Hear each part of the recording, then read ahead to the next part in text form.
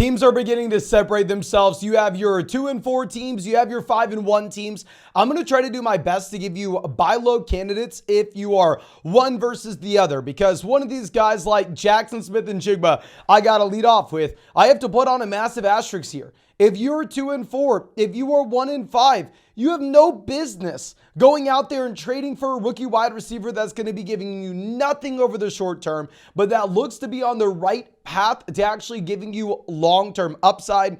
Now, of course, with JSN, I want to be very realistic here. Do I think that this is going to be a wide receiver that is a wide receiver 1 in fantasy by the end of this season? In reality, no. I would really like it. I got to interview the guy at the NFL draft, and I really am rooting for him. But nonetheless, realistic expectations with Jackson Smith and Jigba is over the short term, this is a wide receiver that is not startable. Maybe he's a wide receiver 4, maybe he's a wide receiver 5 in fantasy. But on this current trajectory, this should be someone that we're excited about to turn into a high-end wide receiver 2, possibly by the end of the year. The first thing I want to look at will be the actual snaps in the participation in this offense from JSN. This graph is from PFF, where you see JSN coming out of the bye week and almost playing 75% of the snaps for the Seattle Seahawks this past week. That is the highest mark that we have seen so far of his NFL career, and the trajectory is pretty much up from here on. I think that we should see JSN in pretty much every 3 wide receiver set. He really needs to begin to eat into those 2 wide receiver sets, however, for him to actually be viable in fantasy. Now, looking at the game log, not great. I mean, you had 25 targets this year, and with those 25 targets, he's been very inefficient with a total of 110 receiving yards. But with Jackson Smith and Jigba, and this is what we talk about with all these players, right? Over a small sample, such as 4 or 5 games, you may have a player go out there and be hyper efficient off of a few carries or a few targets. And typically those are going to be the guys that we actually maybe want to look to sell high. Maybe those are going to be the players that we say are going to fall back down to earth. Whereas the guys on the other end of the spectrum that are getting the volume, if we expect them to be talented options, then at that point, you can assume that they possibly turn around and they become a little bit more efficient and they start producing in fantasy. I believe JSN will fit that second category. I believe that JSN is a talented player. You go back to his time at Ohio State and in the same offense of Garrett Wilson and Chris Olave. When Olave was a senior, Wilson was a junior, Jackson Smith and Jigba was a sophomore, and JSN had the most receiving yards in this offense from a total standpoint and from a yards per game perspective. So yeah, if I'm 5-1, I'm fine going out there and targeting him. Now, a wide receiver that I'm fine targeting, regardless of if I need points now or points later, people are full-blown panicking when it comes to Devonte Smith. With Smith, I understand if you were looking at the raw fantasy points over the past few weeks, it's been really bad. Starting in week 3, he gives you 6.8 fantasy points. In week 4, he does go out there. He gives you almost 15, but still. Then afterwards, you get 1.6. This past week, you get 9.4. Really disappointing for a wide receiver that was drafted as that high-end wide receiver 2 in fantasy to have not come anything close to it. So I've already been dealing with all week people in our live streams panicking about Devonte Smith in this Philadelphia Eagles offense. And now you are adding fuel to the fire. Now I'm already getting messages asking about Julio Jones signing a 1-year deal with the Philadelphia Eagles. And while Julio Jones back in the day was one of my favorite wide receivers in the entire NFL, while obviously he was the cream of the crop at certain points in his NFL career, you make a strong argument that this is going to be someone that's in the Hall of Fame. Is Julio Jones going to have any impact whatsoever from a fantasy football perspective? Hell to the no. The last time Julio Jones had 1,000 yards receiving was 2019. They bring in Julio Jones. I'm sure he's a great guy to have in the locker room. I'm sure he maybe sneaks in some 3 wide receiver sets. Fundamentally, he's not going to have any impact on Devonte Smith. Smith could have had a great game against the Jets this past week if he just holds on to a couple key passes. He does see 11 targets. And going back to what we were talking about previously, we want to buy talented players that are seeing volume, just not producing with said volume over a small sample, assuming that the volatility swings back in their favor going forward. Now, going over to a wide receiver we talked about as a buy low candidate last week. We talked about T. Higgins as a buy low candidate, but said do not buy him now. He's dealing with a rib injury. I wasn't even expecting him to play this past week. We'll buy him after he eventually disappoints going into the bye week. That way he gets the bye week. That way Burrow gets the bye week for these guys to be fully healthy coming out. And that looks like it's going to happen, ladies and gentlemen. You have T. Higgins so far this season with 14 receptions, 149 receiving yards. Just another pitiful game against the Seattle Seahawks where we knew not to start him. He was not even ranked as a top 30 wide receiver for us last week. And hell, he only plays 29 snaps, right?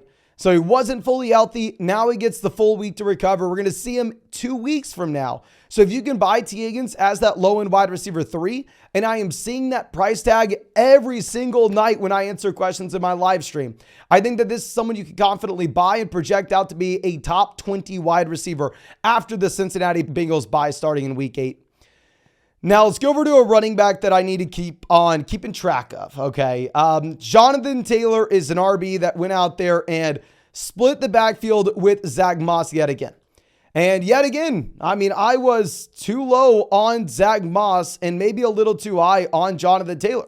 I was saying, oh, okay, I think that JT is going to be the 60-40 backfield lead here in Indianapolis this week, and he's going to continue to expand his role for the long term, and Zach Moss will continue to shrink given the $42 million contract that you have from Jonathan Taylor, plus the fact that he is Jonathan Taylor.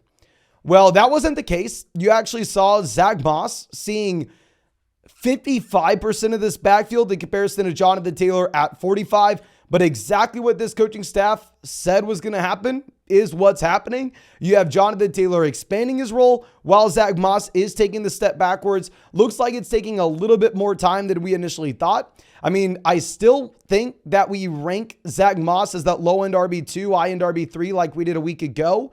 However, Jonathan Taylor does see more carries than him in this backfield. If it wasn't for the Zach Moss rushing touchdown, we would see more fantasy points for Jonathan Taylor this past week.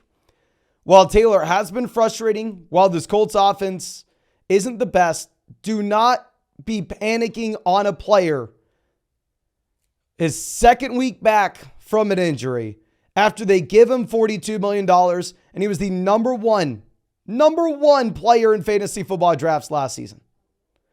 I really don't have too many concerns with Jonathan Taylor. I think he continues to expand his role. I think now we see him, I know we said this last week, probably be the lead in a 60-40 split between Zach Moss. And I think that eventually works out to a 70-30 split as the season goes on. If I can get JT as a high-end RB2 and expect him to be a low-end RB1 going forward, I would love that. Now, y'all know a player that we had on this buy low list a few weeks back over and over again. Travis Etienne actually is my favorite special pick'em over on Underdog Fantasy today, where you're looking at Travis Etienne to go for more than 60.5 rushing yards against the New Orleans Saints. Lawrence may end up playing this game. And if you want to check out any of those pick'ems over on Underdog Fantasy, you can find that link in the description or the comment section. Promo code FLOCK, you're going to get a 100% deposit match, plus our rest of season fantasy football rankings and tiers, and a Derek Carr special pick'em more than less than half a total yard. So please make sure you take advantage of that while you can. Now, let's go over to Puka, just very brief. With Puka, he has been on a few sell-high videos for us earlier in the season. I thought that Cooper Kupp was going to come in and Puka was going to be a low-end wide receiver 2 in fantasy, and I thought that we wanted to be selling. Well, it looks like that's where his price point has fallen to. Based off what I've seen in live streams, it looks like people are treating Puka as that low-end wide receiver 2 going forward. And I want to walk back what I said at the beginning of the season. I was wrong. I do not think Puka should be considered as that low-end wide receiver 2. I think if anything, the 2 weeks that we have had with Cooper Kupp in this offense have shown that Puka is talented enough. This offense is good enough where Puka can be that high-end wide receiver 2 in fantasy and still a must-start option every single week. The first week that we get Cooper Kupp back in, Puka still has 11 targets in this offense. This past week, he has 7 targets, and I understand the points at the end of the week, only 6.5. Super disappointing. But fundamentally, at the end of the day, this is a wide receiver that was about 1 to 2 feet, maybe even less than that, away from scoring a touchdown, where he would have walked away with the total of about 50 receiving yards, where he would have had the 5 receptions, and he would have had that receiving touchdown. And you would have been looking at a 16-point performance from Puka where nobody bats an eye. So I'm sorry to flip to say sell high on Puka at the beginning of the year, and now he's a buy low guy for us, but I just want to say I was probably wrong at the beginning of the season. And if we can go out there and get him at that discount, we should probably do it. Now, I told you at the beginning of the video that we were going to have some trade targets for y'all if you were 2-4 or if you were 1-5 and you need a win right now. Well, if you need a win right now, someone that I think is actually a very intriguing buy low candidate is going to be Aaron Jones. And that with Aaron Jones, it's a running back that, yes, has done absolutely nothing as he has dealt with injuries so far this season. Aaron Jones has a whopping 14 carries, 3 receptions. I mean, no volume whatsoever. The last week that we saw from Aaron Jones, he goes out there and he has 20 snaps in comparison to A.J. Dillon at 38.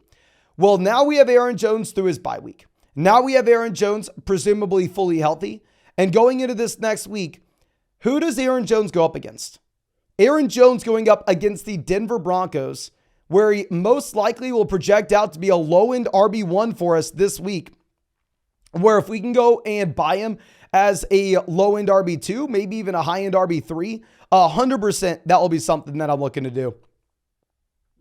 Now, I'm going to be very brief with this next guy because if you play in any type of serious league, there's no way in hell you're going to be able to afford him. There's no way in hell that his owner's giving him up.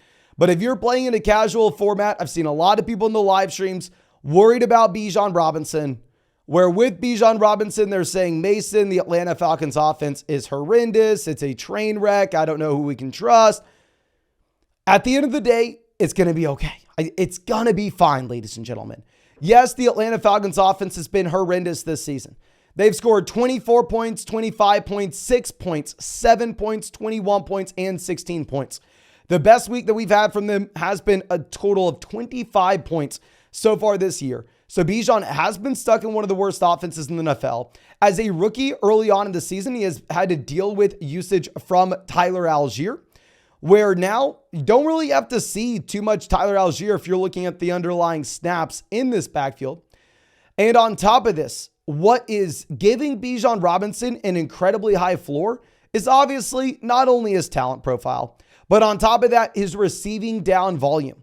If you were looking at the top 5 running backs in targets so far this season, you have Josh Jacobs, Bijan Robinson, Tony Pollard, Alexander Mattison, and Christian McCaffrey. You have Bijan Robinson in there at 32, only behind Josh Jacobs this season. And this is an offense that doesn't throw the ball. So even in a game where the Atlanta Falcons are never in it, they kind of go out there and get boat raced against the Washington Commanders here. Bijan still gets you your 14 points that you would need in a horrible situation. He gets you his 8 targets, 43 receiving yards, 5 receptions, and 37 rushing yards, where that stat line doesn't look super pretty. 37 rushing yards, no touchdown. That sounds gross. But if you start adding this up, 43 plus 37, what? I mean, I believe that is going to be about 80 yards. That's 8 points. Then you get the 5 receptions. That's 13 points. And that's the worst situation possible. The Atlanta Falcons offense is bad. I don't expect it to be the worst offense in the NFL going forward. Now, our next wide receiver, speaking of guys seeing volume, but ultimately being disappointing with said volume, Devonte Adams has not been great, ladies and gentlemen. Completely understand if you wanted to move on from Adams, but hear me out. Devonte Adams suffers a shoulder injury. Every fantasy doctor you're going to find is saying that, oh no, he's not going to play against the Packers. Remember, it was a game time decision, and expectations were that you were not going to have Devonte Adams on Monday night against Green Bay. Devonte Adams toughened it up. He played through it. He still saw 4 receptions, 45 receiving yards, but in a lot of these plays, he looked like he was more so being used as that decoy wide receiver, right? I mean, if y'all played fantasy football way back in the day, it would be super frustrating to see Calvin Johnson do that all the time. I would have Calvin Johnson in my lineup. It'd be a game time decision. He would play. You'd have to play him because he was Calvin Johnson. He would go out there. He would be a decoy, and you would see Golden Tate get the volume underneath. I think that's in a way what we've been seeing between Devonte Adams and Jacoby Myers these past few weeks, where Adams has not been fully healthy with that shoulder. I'm not trying to take away from Jacoby Myers whatsoever. I think that Myers you can project out as a low-end wide receiver 2 in this offense just because they only funnel touches through Adams, Myers, Jacobs. Literally nobody else touches the ball here. However, with that being said, the volume's still ridiculous for Devonte Adams. The only wide receivers to have more than 59 targets this season, which is what Adams is at, A.J. Brown, Michael Pittman, Stephon Diggs, Puka, Jamar Chase. Literally the only guys. So as Devonte Adams gets healthier, I think that he is someone that's more and more appealing. I think Jimmy Garoppolo's absence is not going to negatively impact Adams as much as it will with Jacoby Myers. And I still will project Devonte Adams as a wide receiver 1 rest of season. So if somehow you can buy him as a wide receiver 2, let's do it. But I think that's all I have for you in this video. Of course, if you have not done so already, hit that like button, subscribe to the channel if you play fantasy football. And if you have any trade questions, drop them in the comment section. Be really happy to answer them if I can. And then, of course, down in that comment section, you can find a link over to Underdog Fantasy. On Underdog, you can check out all these pick'ems. Plus, if you use promo code FLOCK, you're going to get a 100% deposit match, our rest of season fantasy football rankings and tiers, and a Derek Carr special pick'em more than less than half a total yard for Thursday night. But thank you again, ladies and gentlemen. I really do appreciate you. Really hope you have a great day, and really hope we get to see you out in the live stream later tonight.